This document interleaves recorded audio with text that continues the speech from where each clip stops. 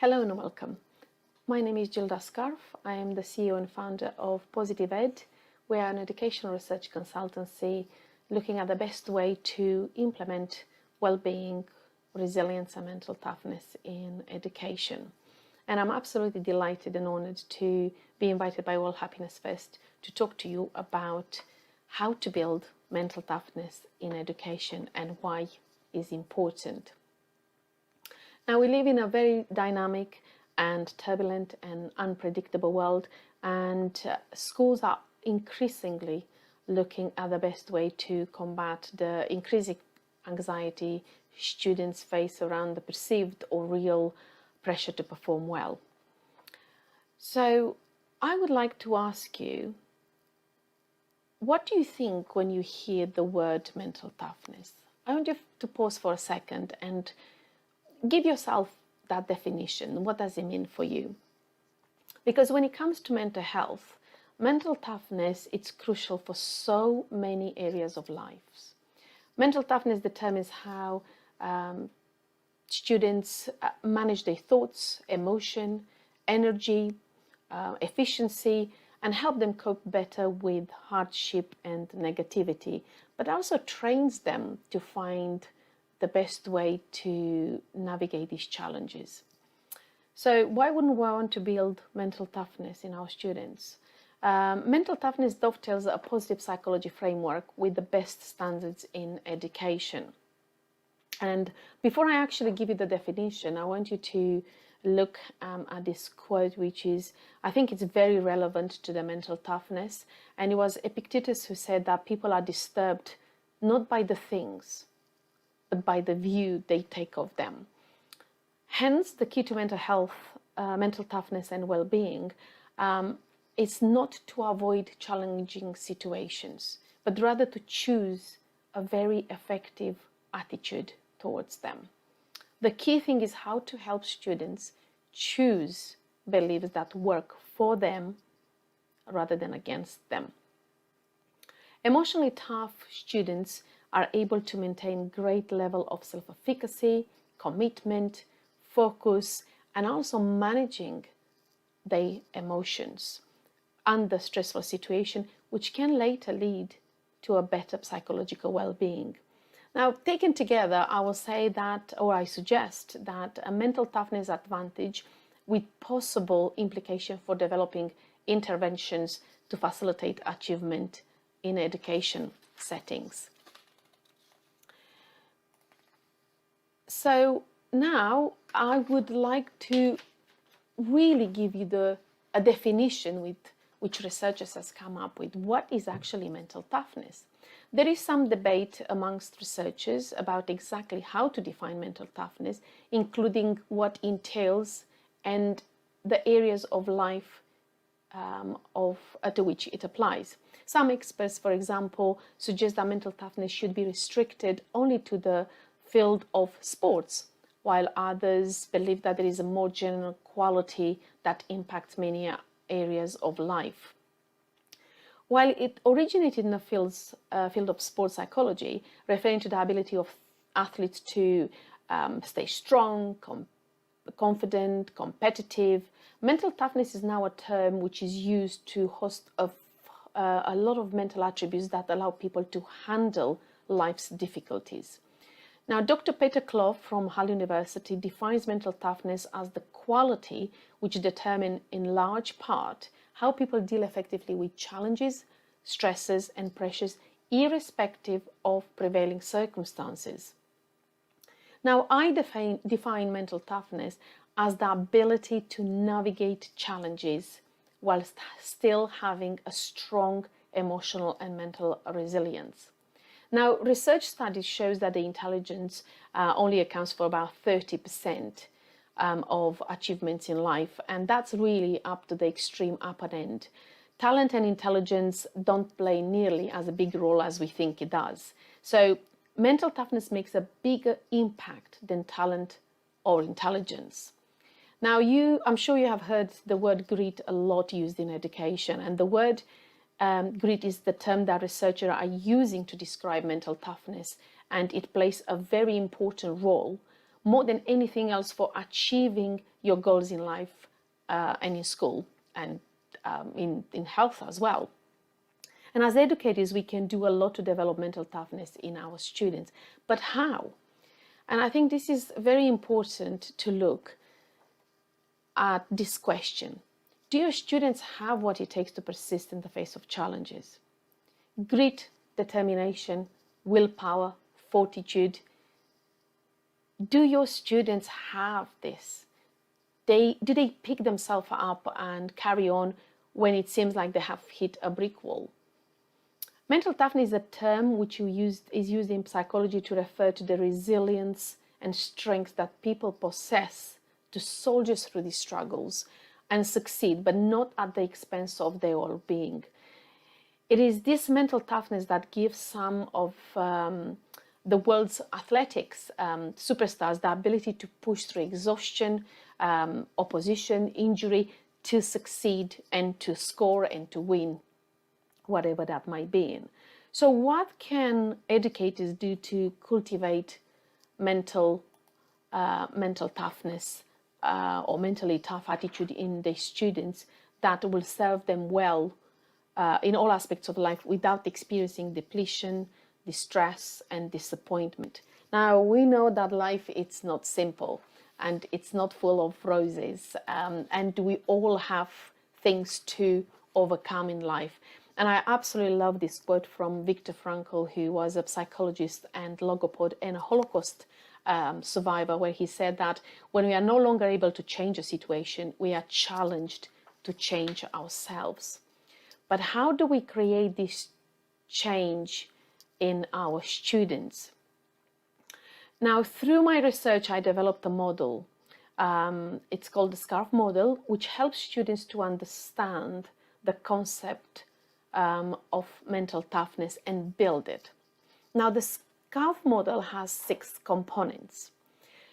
The first component of the model is self-efficacy. Possessing that strong belief in the ability to succeed, and reflects the confidence students have in their ability to exert control over their own motivation, behavior and social environment. Without self-efficacy, really, which I think it's very, very important, students don't really know. They always put a wall. I can't do this. I don't know how to do this. I don't believe I can do this. The second component is commitment. Now, commitment is the extent to which a student will make and keep that promise to work hard and consistently. It's really putting that consistent effort in achieving that goal. The third element of the model is attitude. Attitude is a set of emotions and beliefs and behaviors students have towards a particular task or an event. Without a good attitude, they are not gonna really pursue their goals, because thirdly, they don't have the self-efficacy, but also their mindset is very much set on the negative aspect. The fourth one is resilience, which is the ability to bounce back when things are difficult or facing obstacles. Now, resilience is really different from mental toughness, because resilience is more dynamic and is more reactive.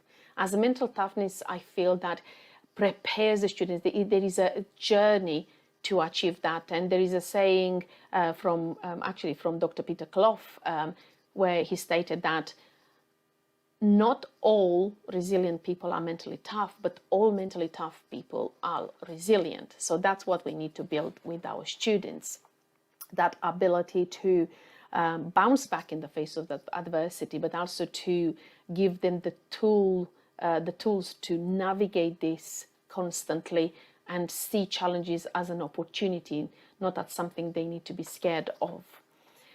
The fifth element of the model is focus. Now, focus is very important. Students need to be able to remain on task, to see through completion without being distracted and without procrastination. Now, that is very, very difficult, but if we break this in small bites, when we teach students how to focus, I think it is not only an incredible skill to have, and is a transferable skill, but is very important to reaching actually that end goal. But the last and not least, the most very important element of the Scarfe model is the emotional regulation. Now, that's a set of skills that helps students keep the emotional system healthy and functioning.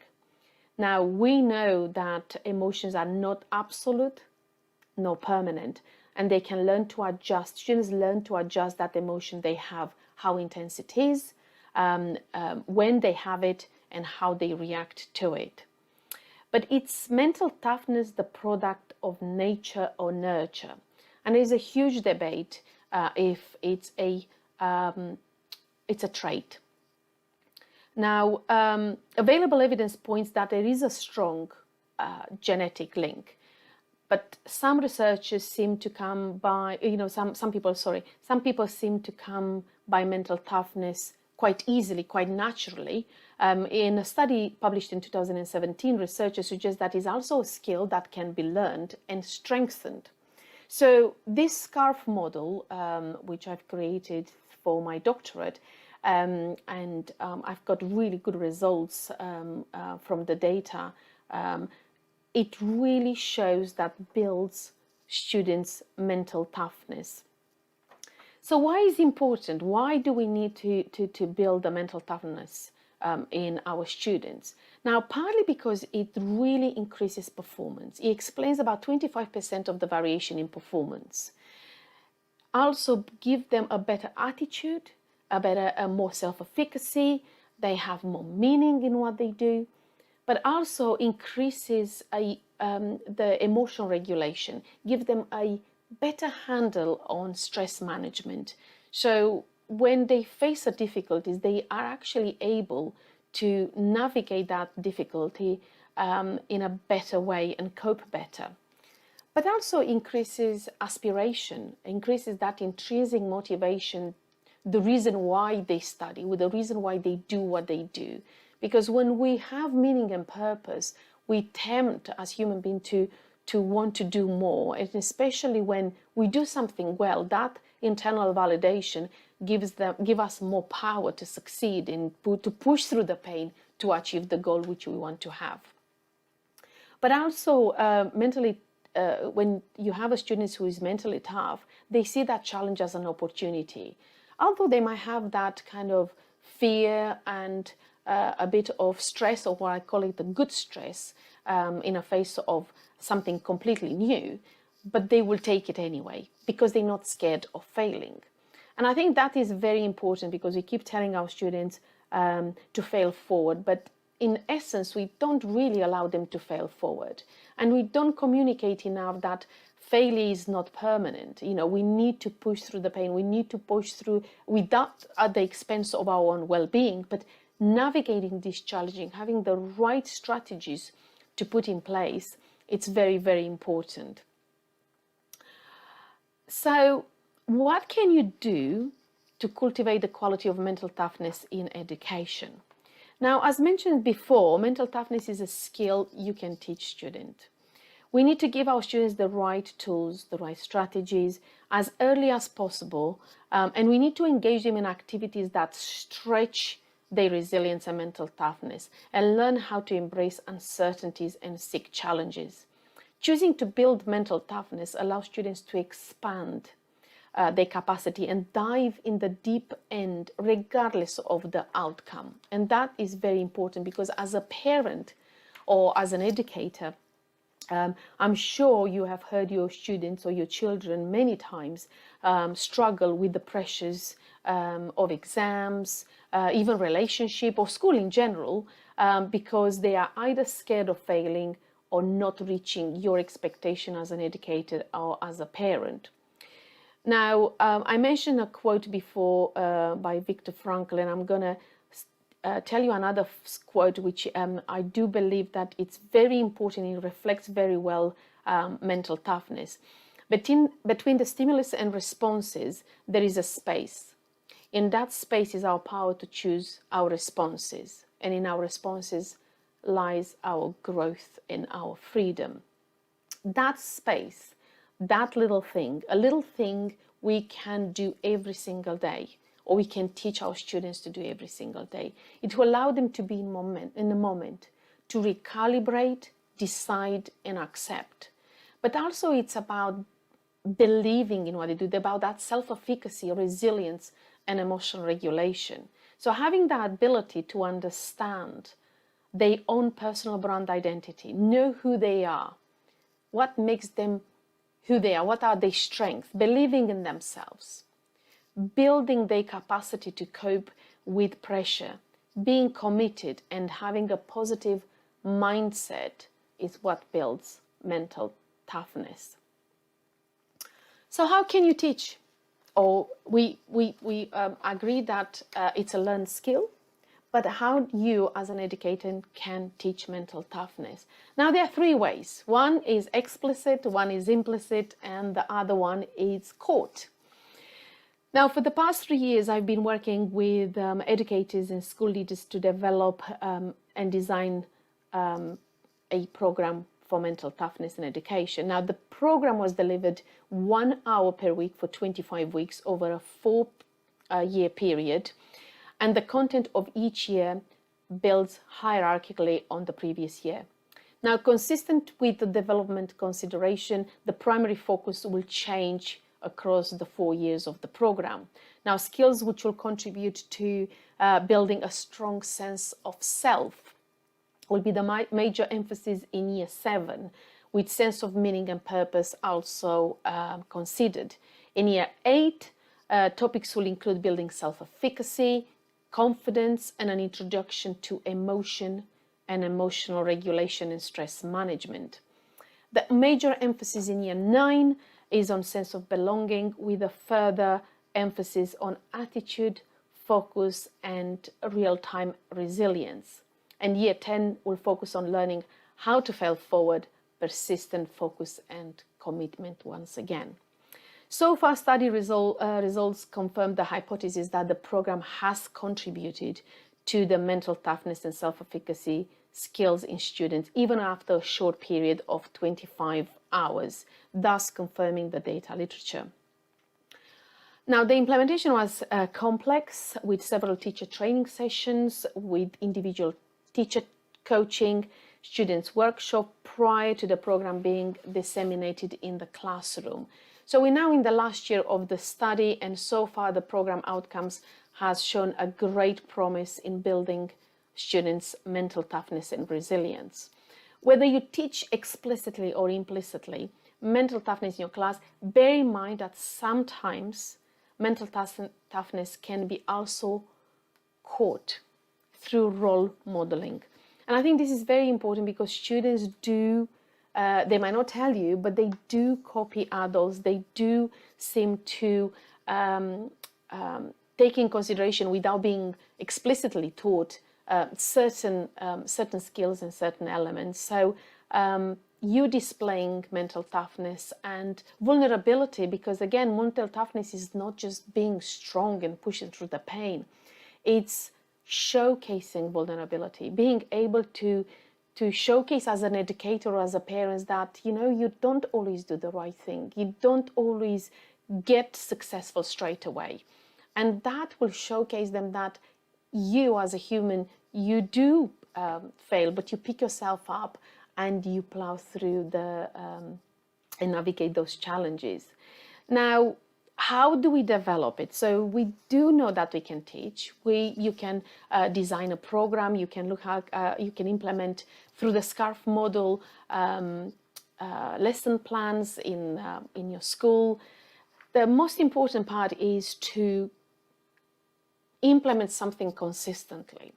Remember, the same like with well-being or resilience, nothing is going to happen overnight.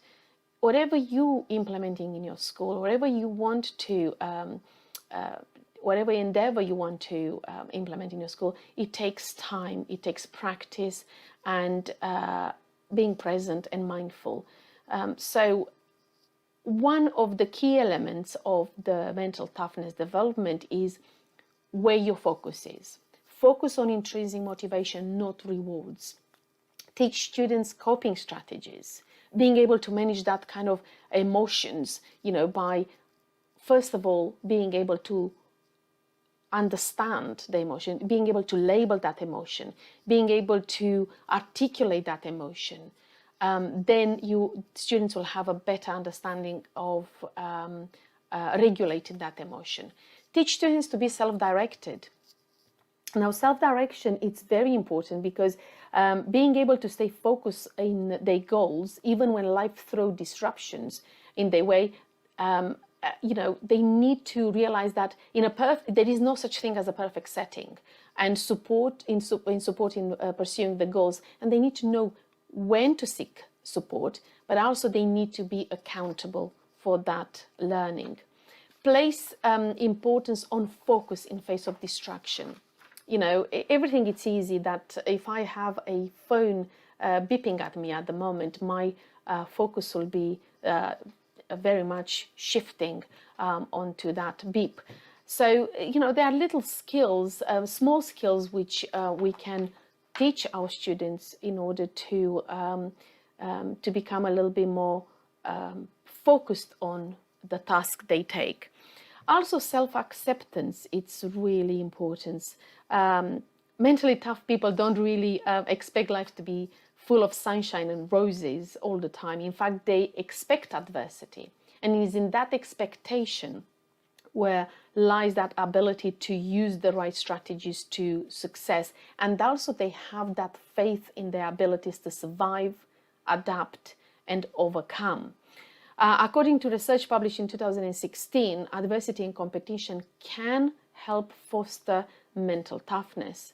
It is only in the face of great difficulties that people learn what they're truly capable of in that time. Understand and manage emotion, and also stick with it. The art of perseverance, it's so important because it's easy to give up when things are tough, and being able to implicitly or explicitly teach our students to stick to something, because the journey is so much more important than the destination, and being able to understand what made you go through and how did you cope through that challenge, and how did you what skills did you employ in navigating those challenges by sticking with it is very, very important. Many of the best performers suggest that competition and the inherent success and failure that comes with it is a critical component. And we need to remind our students that they can't do this alone.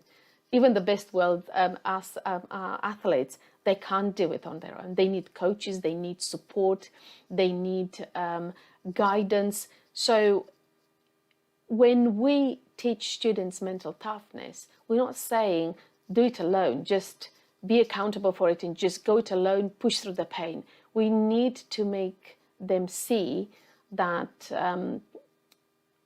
they need to seek support when it's needed. They need to know where the expectation lies, but also they need to know where the capabilities lies. And if something doesn't quite work, they need to know how to reframe that.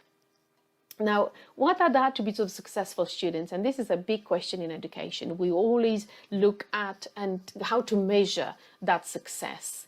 What is success? Is it based on the grades they achieve? Is it based on the skills they gained? Or is it a combination of both? And for me, it's very important to point out that holding a positive attitude towards learning, it's crucial. Being able to, when you ask a question in a classroom, why they come to school, and I know majority of the students will say that they have no choice but to come to school. But if we raise at the conscious level the love of learning and the small steps they can take to get there, by being intrinsically motivated, by finding meaning and purpose in what they want to achieve, showing effective engagement, and working hard towards that task, because nothing comes easy. but also very important, showing that self-belief. But that self-belief has to be coupled with knowledge, of course, because it's easy to say, well, believe in yourself. If you think you can, you definitely can. It's a saying. Great, but we have to remember that just saying that, it's the first step. The next is what counts. A successful student also, I feel that they have realistic expectation. They know how they learn the best way. They know how to employ metacognition. They are receptive to encouragement. They hold themselves accountable, but not at the price of beating themselves up and feeling guilty about it. They know that if they have failed, they know what they need, what the next steps should be in order not to repeat the same mistakes. But also they identify the tasks that challenge, collaborate with others, are able to communicate to others how they feel, but also learn from disappointments and apply what they've learned in their study as well. So, are there any other supportive factors? Of course there are. Feeling inspired is a big thing. You know, we talked about a little bit earlier about the real-time resilience, looking at other people, having a role model and aspiring to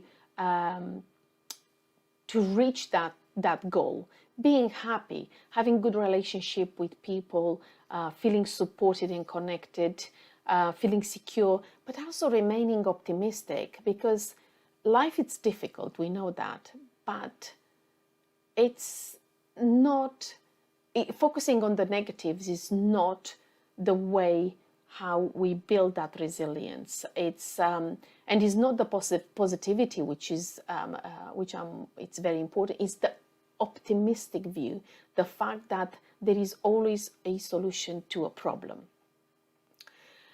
Now, I believe that the mental toughness, it's equally made of persistence, commitment and motivation. And I do believe that the toughest opponent of all is the one which resides inside our head. Now, a last word from me is becoming a mentally strong takes deliberate practice, intention and being present. It requires fine-tuning bad habits and making point of learning new habits to replace them. And sometimes it simply means learning to seek challenges to create new learning pathways. Every person has the power to leverage the uniqueness and the unique strength and talents during the uncertain and challenging times. And developing mental toughness is not about eliminating weaknesses, but learning how to deal with it and overcome it. And a crucial part of that development is learning to recognize these tendencies and taking action to correct them as early as we possibly can. No one is perfect, but when we focus on the right things, we can develop a mental toughness worthy of a life's biggest challenges. And I'm going to leave you with one last quote, and it's Winston Churchill who's proclaimed that success, it's not final. Failure is not fatal. It is the courage to continue that counts. I hope you have taken something today, some practical examples which you can take in your classroom to build the mental toughness in your students and in your whole school. Thank you very much for listening to me, and if you do have any questions, my email is on this slide. So thank you.